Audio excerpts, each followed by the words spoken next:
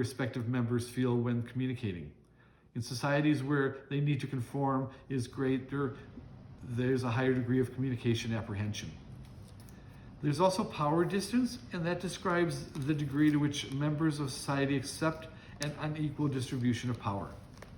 Cultures with low power differences believe in minimizing distinctions between various social classes. So rich and poor, educated, uneducated groups may exist, but there's a persuasive belief in low power difference cultures that one person is as good as another, regardless of the person's station in life. Low power differences cultures also support the notion that challenging authority is acceptable, even desirable. So United States and Canadian societies are relatively low power distance cultures. High power distance cultures are more Filipino, Mexican, Venezuelan, Indian, Singapore. High power distance cultures reflected in key relationships. Children who are raised in cultures with high power differences are expected to obey their parents and other authority figures to a degree that might astonish children raised in America. Parents in cultures with low power distance don't expect the same degree of unquestioning obedience. They're not surprised when their kid says why when they're asked to do something. On-the-job communication is different in low and high power distance societies. In countries with higher degrees of power distances, employees have much less input into the way they perform their work. There's uncertainty avoidance. So there is a desire to resolve uncertainty. And it reflects to the degree which members of a culture feels threatened by the ambiguous situations and how they can avoid them.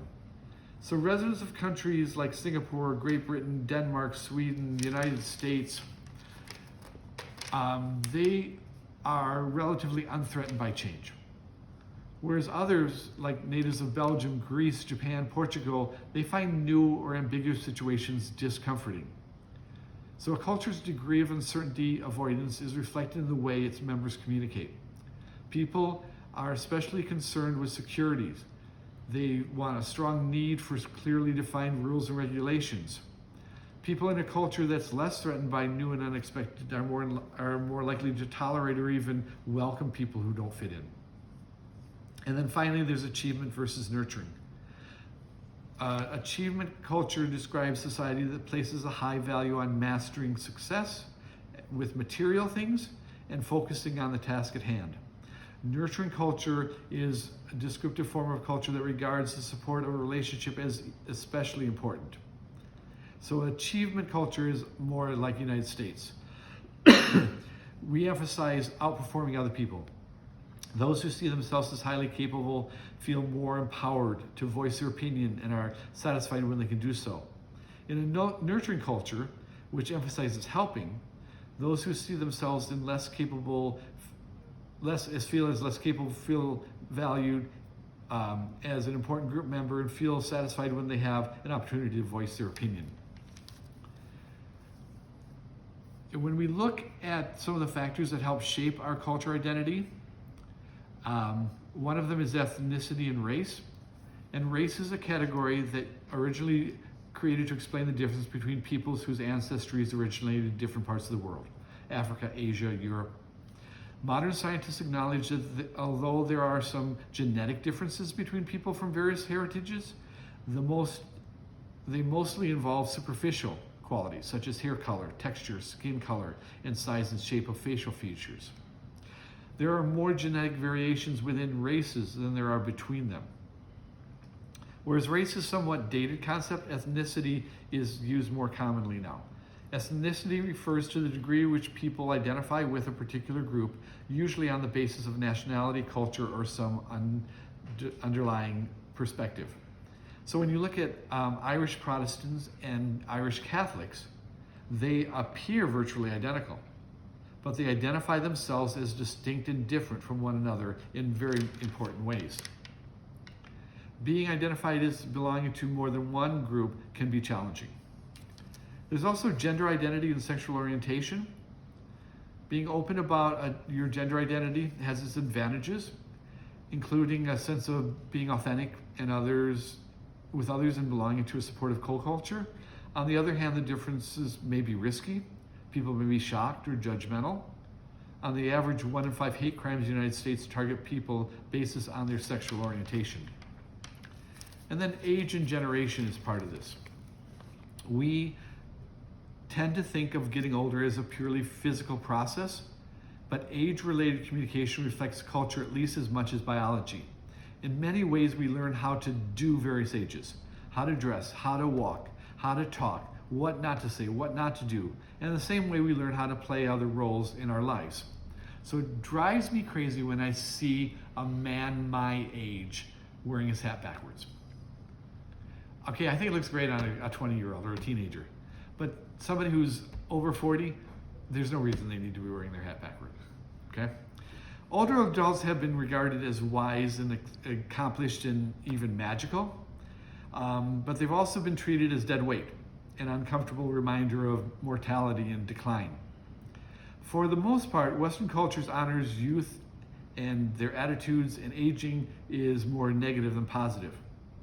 But studies show that overall, people in their 60s are just as happy as people in their 20s. Unfavorable attitudes about aging can show up in interpersonal relationships. People who believe older adults have trouble communicating are less likely to interact with them. It's too much of a hassle. Older adults who are treated as less capable than their peers tend to perceive themselves as older and less capable. Speaking up can be taken as a sign of being cranky or bitter, reinforcing the stereotype that those seniors are curmudgeons. Communication challenges can arise when members of different generations work together. Millennials, which are those born between 1980 and 2000, tend to have a much stronger need for affirming feedback. So because they have a strong desire for achievement, they want clear guidance of how to do the job correctly, but they can't be micromanaged. And then when they finish their tasks, they need an equally strong desire for praise. Your social economic stature is also part of this. Social class has a major impact on how people communicate. People in the United States typically identify themselves as belonging to working class, middle class, or upper class, and they feel a sense of solidarity with people in the same social strata. Social upbringing can have an effect on your communication style. And remember that most teachers are middle class and were born and raised middle class. So they could have communication problems with people in the working class and in the upper class. Many of you talked when you did your little introductory videos that you were first generation college students. And this is part of a culture too, because you're trying to live in two vastly different worlds of school and at home. You first generation students many say that they're overcompensate by studying harder and getting more involved than those non-first generation students, just to prove that they belong. And at home, they're more cautious when talking about college life for fear that they're going to threaten or alienate their family. Now, codes and cultures, there are verbal codes, and one of them is language and identity. When some members of society speak a dominant language and others speak a minority one, or when the second language is not prestigious, the sense of being a member of the out group is strong. At this point, the speaker of the non-dominant language can react in one or two ways. Either they feel pressure to assimilate by speaking the better language, better in quotes, or refuse to accommodate to the majority language and maintain loyalty to the ethnic tongue. The impact of language on the self-perception concept is powerful. So I have some great friends in Long Beach, and they're like 8 of them, and they're all from Peru. And they were born and raised in Peru, and now they're living in Long Beach, and they're doing well. They're successful. They have great jobs. They have nice houses.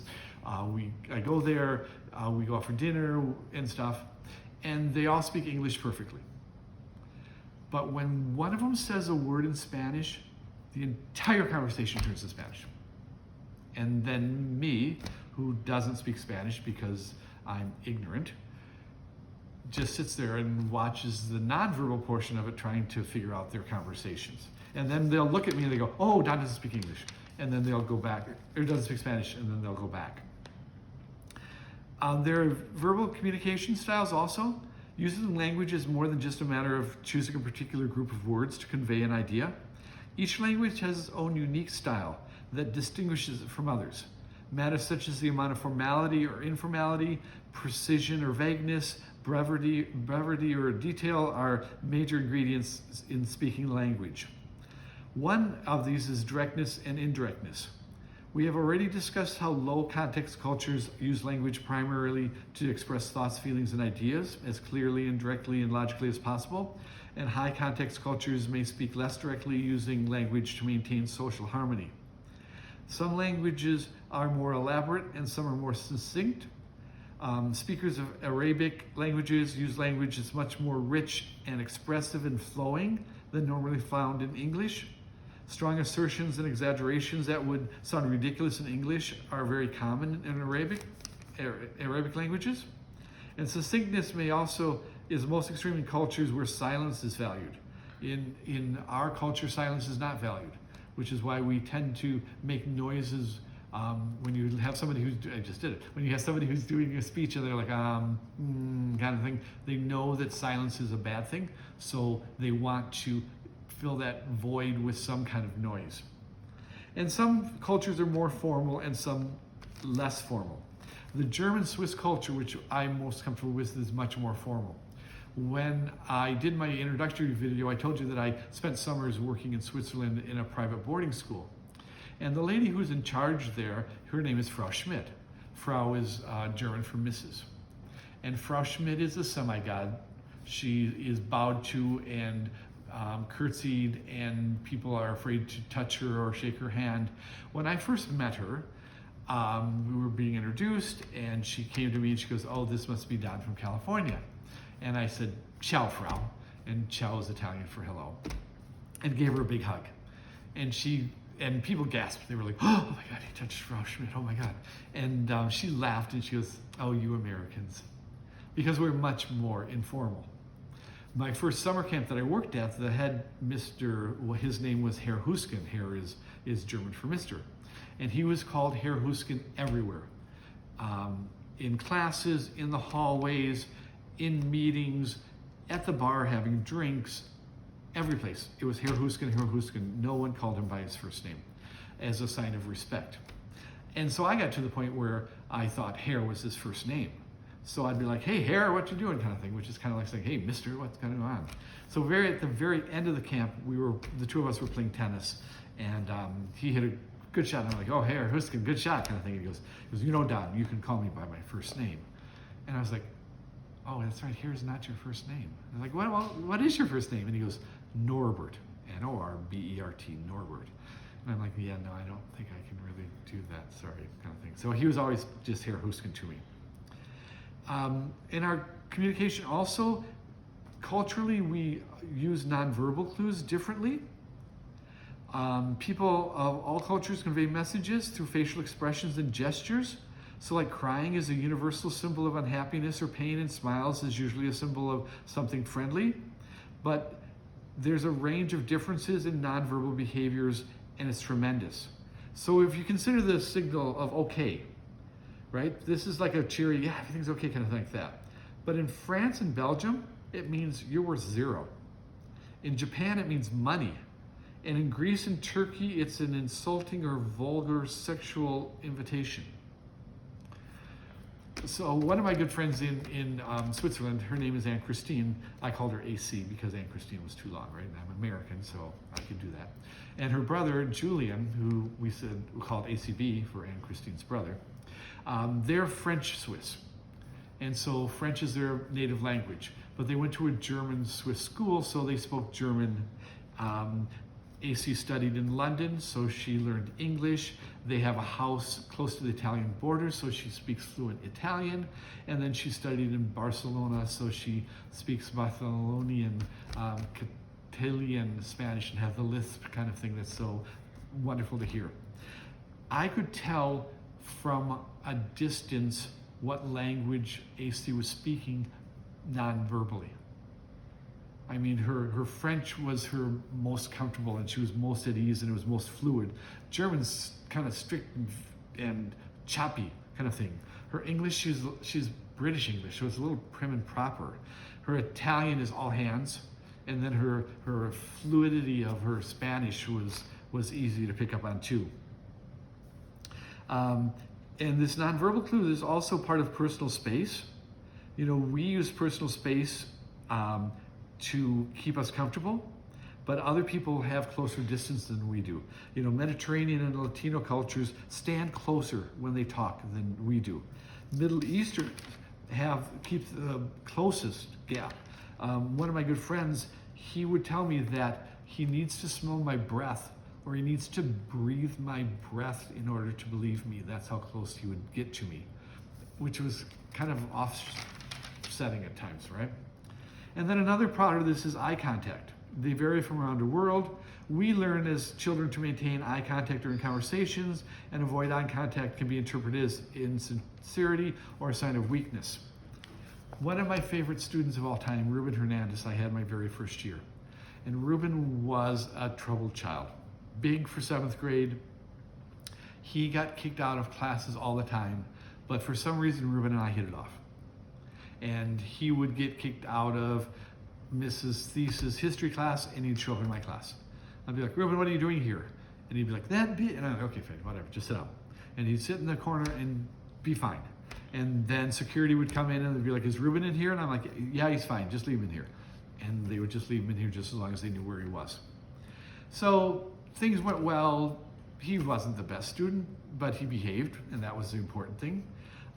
One day, I don't know if I didn't get enough sleep or if he didn't get enough sleep or whatever, but something happened, and I yelled at him and told him I wanted to talk to him after class. So he stayed after class, and he got up and he came to me, and I'm like, Ruben, you can't be like that. And I just turned into my dad, pointing fingers, bang, bang, bang, bang, bang, right in his face. And the whole time he was looking down. And I'm like, you look at me when I talk to you, young man. And he looked up and then looked right back down. I'm like, okay, you're not allowed back in my class until I talk to your mom. I'm calling her, kind of like that. So the next morning, Ruben's mom comes in, and she's a lovely lady, and we've had great conversations, and every time there's been a parent meeting, I've been Ruben's advocate, and so she appreciates me. And she's like, oh, Maestro, she goes, he's so upset, and I'm just like, well, I am too. I said, I wasn't expecting this of Ruben. And she's like, what happened? So I explained the whole situation, and then I said, and then after class, I'm talking to him, and I'm yelling at him really, but he won't look me in the eye, and I tell him to look at me, and he won't look at me in the eye. And she goes, oh, good. And I'm like, no, he needs to look at me in the eye when I'm talking to him. And she goes, oh, Mr. Slusser, if he looks at you in the eye, he's standing up to you. And you don't want that, believe me. I'm like, oh, geez Louise, okay. So then after that, Ruben and I had a great time. I mean, he ended up going to prison, I think, for killing somebody and stuff, but that was many, many years later. So how do we develop intercultural communication competency? Part of this is that it's important to know that there's a wide range of behaviors, and to be skillful at choosing and performing the most appropriate one in a given situation. You know, we talked about having a tool belt and having different tools and picking the best tool, and that's the same with this. You know, self-monitor yourself so that you know what you need to do or make corrections. And have a motivation and attitude. You know, your desire to be successful with strangers is important. People with a high willingness to communicate with people from other cultures report a greater number of friends from different cultures and backgrounds. Have a tolerance for ambiguity. Everything's not going to be clear-cut. When you encounter communicators from different cultures, there's going to be a level of uncertainty. But without this tolerance of ambiguity, it's going to be confusing and maybe sometimes incomprehensible. And then be open-minded. You know, be comfortable with the ambiguity is important, but be open-minded with your communication. You know, especially if you're having trouble interacting competently with people from different backgrounds. Our ethnicity is an attitude that one's own culture is superior to others. So we tend to think either privately or openly that anyone who doesn't belong to my culture is somehow strange, wrong, or even inferior. But that leads to an attitude of prejudice, which is unfairly biased and intolerant attitude towards other.